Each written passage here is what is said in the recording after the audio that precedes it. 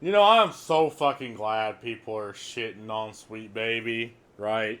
And, any type of, I guess, story curators or third party narrative studios, because you're telling me a company like Gearbox, a multi-million dollar company, cannot create its own story. I mean, they've done it in the past, right? Borderlands 2, in my opinion, was one of the best. Borderlands 1 was fine, but 2 was just an upgrade in every single metric that 1 had. And it was also just a good story. It had Craig the Psycho, who was just the best hero out of all of them, hands down. Like, there's really just no competition, Lucy. But Gearbox narrative director and lead writer on Borderlands 3, Sam Winkler decries gamers as bigots and parrots Sweet Baby Inc.'s false narrative. Yeah, to no one's fucking surprise, you had Borderlands 3, which was kind of trash. Like, how it did the loot system, it's like, it gave you legendaries, and this isn't even the goofy ass story. Like, this is just mechanically. Alright, the thing that Borderlands is known for is getting better guns just so you can shoot bigger enemies, just so you can get better guns, just so you can shoot bigger enemies. And I do believe most companies nowadays sort of, copied the homework of Borderlands 3, because you have loot rarity, you have the skill point system, and at least when Borderlands 2 came out, that was a relatively new system. But nowadays, every game has that. Every game has loot rarity and the skill based system and a semi open world, mainly open world area, and it does everything. But I mean, Borderlands 2 didn't feel like a mobile game. It felt like a fully fleshed out console video game, but companies nowadays use the mobile game format. And again, if only a couple games did this, it was fine. And there are good games that use the mobile game format, Warframe being one of them. It's every single AAA game that's made with 100 millions of dollars. They're just being a mobile game. And it's like, at this point, it's like, does it really take that much to make a game nowadays, or just on the game itself, or do you have to grease the pockets of companies like Sweet Baby, of people like Sam Winkler, who do not really add to the product? They do not add anything.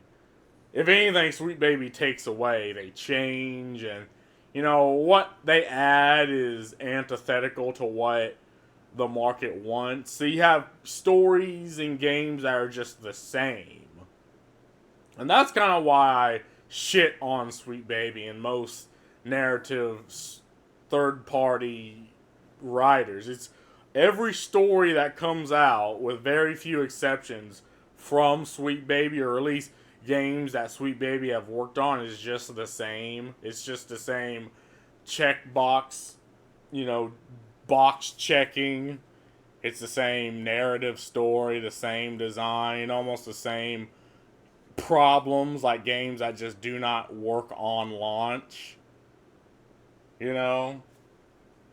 And obviously people need to there are people, surprisingly there's people that defend them. And it's like, well, fucking obviously.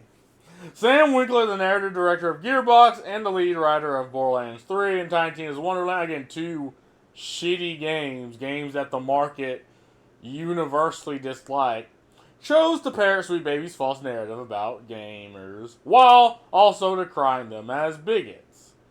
Winkler posted onto X a screenshot that reads, "A good narrative writer of any skin color can write a good character with another skin color without needing consultants. If your studio can't do that, get a better writer. Well, okay, hold on. A good narrative writer of any skin color can write a good character with another skin color without needing consultants. If your studio can't do that, get a better writer. I mean, again, the problem is, why is this in the sentence? Right? What does this have to do with the character? Because the problem with Sweet Baby is there are specific ways you have to write a character depending on what's between their legs or what melanin count they have. There is a specific type of way you need to write them.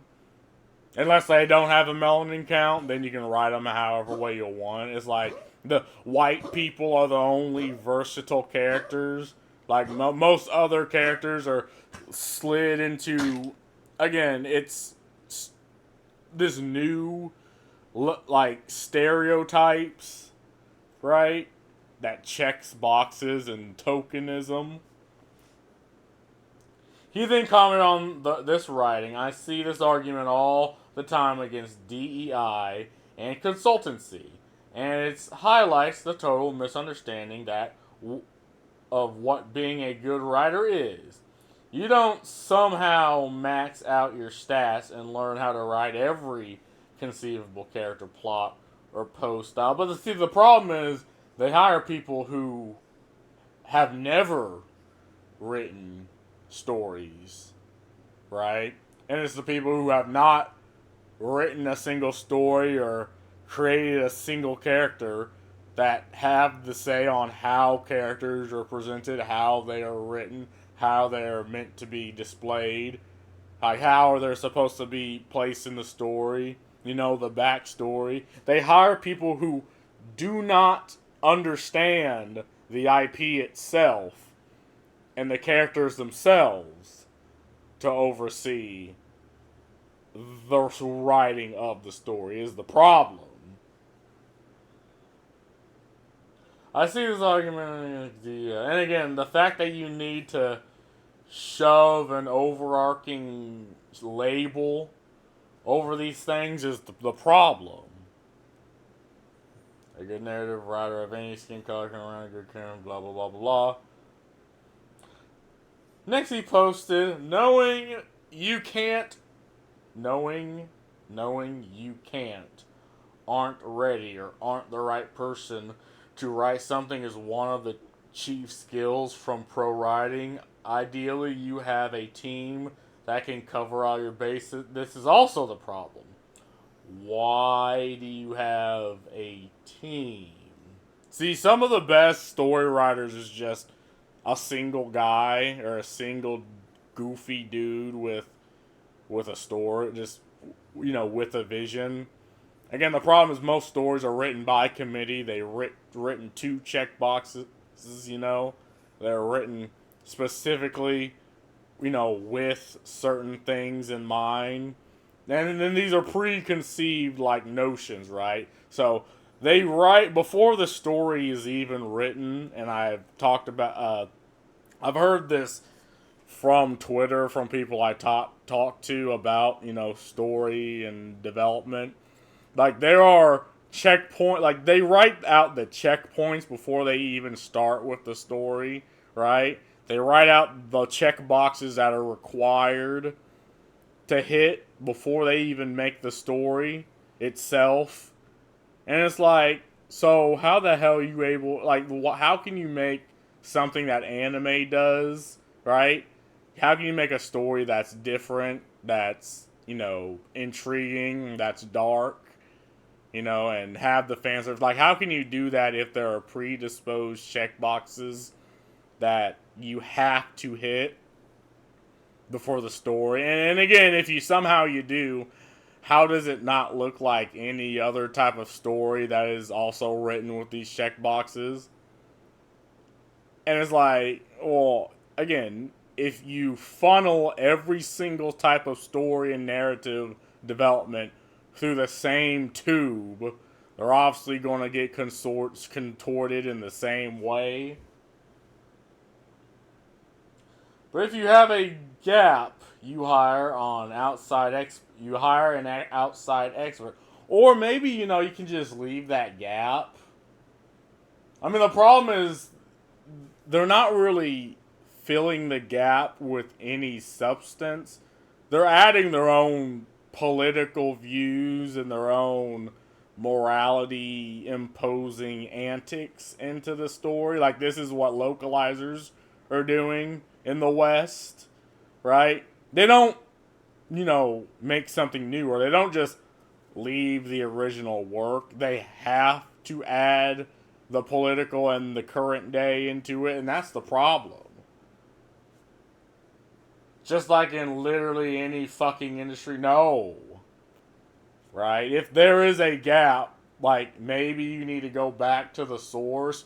You don't need to hire out things. It's not like glue that you can stick on or you can seal up and it's just over, right? If there is a gap, maybe you need to go back to the beginning and reiterate what the fuck you're doing before you continue. You don't just patch up the gap and pray to God that it doesn't show. And you definitely don't patch up the gap with current day morality, authority bullshit. Include the thread accusing gamers of being big. Absolutely, obviously, right? Like, they're scared to death of using this word unless they're shitting on the market, right? They refuse to use this word. Of gamers of being bigots, he wrote. Just further evidence that 99% of people, 0.99 of people spewing this shit have never created a single thing in their lives that they're proud of.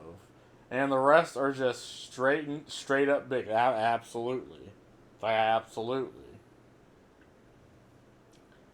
Just the further evidence that 99% of people spewing this shit haven't created. Again, it's not the fact that we haven't. It's the fact that things existed in the past that didn't need these consultancy firms. And we've played these games, right? Unlike you, we've played these fucking games.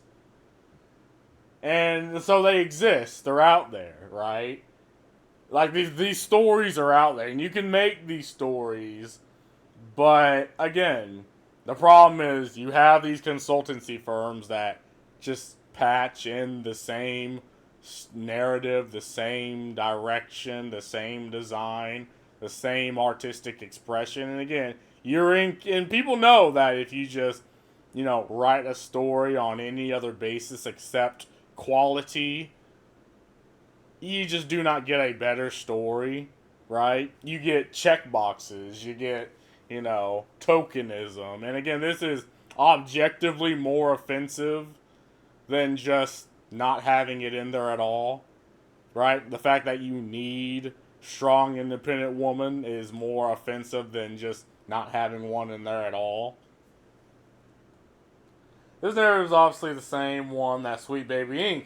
has been running on the media and posting to X about for the entire month of March. The claim that gamers just don't know what they are talking about when they criticize DEI video game development. I mean, absolutely, because they have a completely different fucking definition of diversity than literally every single fucking person who consumes these games. Like, they have a completely different definition of diversity, equity, inclusion than the market, just the people that put food on your fucking table. Like, maybe the problem is you. Like, maybe if your definition is antithetical to the very people who put food on your table, maybe you're the issue.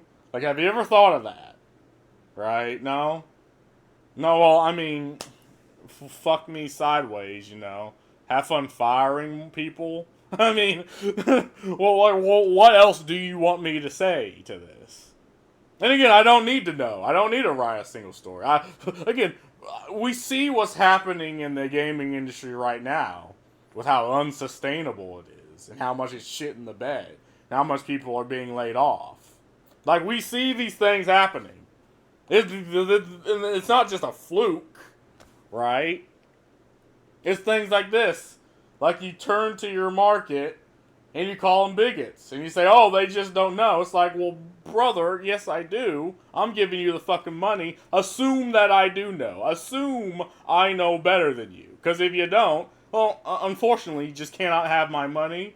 You know, I don't like being infantilized, you know, by the very people I give my money to, right? It's like, God fucking damn it. As an example, Sweet Baby Inc. employee Maya Kramer, under the X account, Lego Butts pushed this narrative at the end of February when she attempted to get the Sweet Baby Inc. detective Steam curator list shut down. Exactly. Like, they absolutely, again, if Sweet Baby, and I've already said this, but I'm going to say it again, if they believe that what they're doing is absolutely something that is a good, is a moral good to the to not only the market but the consumers, they would want this to happen. They would want the Sweet Baby detector to exist, because then people would see, oh hey, this game's made by Sweet Baby, guess I'll buy it. But no, they do not. They want what they're doing to be under wraps. They know the market and the consumers are not going to like this. They know gamers are not going to like this. So what do? They try to go after just some random dude in Brazil who made this thing and get his entire Steam account shut down. Right?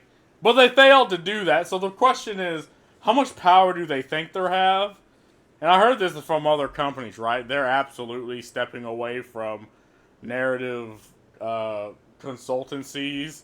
It's like, because at first it was, oh, this is what the market. Well, like, you could sell it off the ignorance of old CEOs and upper management and be like, oh no, this is what the cool hip kids want nowadays. But then you look around and you see companies losing money, games not selling, right? Layoffs happening, and the question is, so why do we need Sweet Baby, right? You don't even have the power to stop some goofy dude on Steam memeing on you, right? Why would we hire? Like, what can you do that we can't just do in house, right? And again, it's also the fact that the brand of Sweet Baby is in the trash. And I don't think the rebranding will work because it takes years to make a brand and there's a lot of weight behind a brand, but it takes like a couple minutes to destroy it. So, and I don't think they're going to, again, I don't know if the rebrand's going to happen because now the idea of consultancy companies is like Voldemort to CEOs and upper management now. She wrote, the other part of this is it doesn't matter if you tell them the truth. They think DEI just steps in and changes whole games. That creators are focused by some unseen hand, the government, BlackRock, I guess, as well as just POC, person of color in general, to make games more inclusive. This is what you're saying? I mean, again, it's not the fact that they changed the whole game. Like, people see specific things thrown in just because, you know, Sweet Baby put it in there, right? Like, there are specific narrative and story directions that people see in games that are curated by the consultancy firms that just, one, don't make sense. Two, is the market just, again, you're trying to sell people on the illusion. Like, this isn't selling the illusion. It's literally people being like, oh yeah, this is absolutely there just to, you know, check a box. And like, yeah, I mean, and that's what people are talking about. Kramer then posted, fighting misinformation would be great, but social media plus YouTube is not equipped to hold people accountable for doing real research in good faith. Just getting hit and proving their point in an absence of confirmation. It's wild out there. Nothing has changed. Nothing. Again, if you cannot convince people that what you're doing is a moral good, that's a you problem. Again, this idea that of infantilizing adults, right? You know, it's just anti-human. It's anti-American, right? It's just, you know, the idea demands you face people who are just fucking idiots, who are just incapable of making decisions for themselves, right? It demands you face this. It doesn't demand you, you know, legislate against it. It doesn't demand you shame this out of people. But they don't think this way. They believe they have the moral authority to impose on everybody else. And they do it through consultancy firms and through, you know, DEI initiatives. And the market rejects this at every turn. And people move to anime. It's like, you know, you can have all the consultancy firms work on games from here on out. People will just move to older games. People will just move to, you know, indie games. And they don't have to tell you why. Again, if people want to buy a game for any fucking reason, they can. For the same reason that if they don't want to buy a game for any fucking reason, they do not. They don't have to explain it to you, Mr. Felix at home. Like, keep your ass at home and play the games that Sweet Baby or, you know, work on. She then adds, sorry, no one thing has changed. A number of people who understand that spreading misinformation just lets them be racist in public with no consequences has increased dramatically. That has changed. Probably requires some fighting from those with authority, probably. What the fuck? So again, obviously the idea of being like the word racist has been diluted, right? Like they consider any like criticism, any action against DEI, even if DEI actively lowers the value of the game to just be racist. It's like, okay, whatever you say, idiot. Sweet Baby co-founder David Bedard made a similar claim in LinkedIn where he wrote, for the past 4 months, my company has been targeted by far-right harassment companies and conspiracy theory. And again, it's the framing they use, right? They consider the market, people who put food on their fucking table, to be a far-right harassment campaign and conspiracy theorists. This is like they believe this, or I guess he's just talking out his ass, right? He continued, this is a tough situation for me, my co-founder, Kim Belair, our entire team and our collaborators, more than the frustration caused by the harassment and the persecution we're putting in place as a result of that. The toughness comes from the fact that this entire campaign is based on misinformation. Misinformation so wild and left field, or right field, I guess, that it's impossible to even engage with it to combat it. Again, you put out a product that people do not want. That is the problem. You as a company put out a fucking product that the market doesn't want. And of course, people are going to fucking meme on you. People are going to talk shit about you if you do this.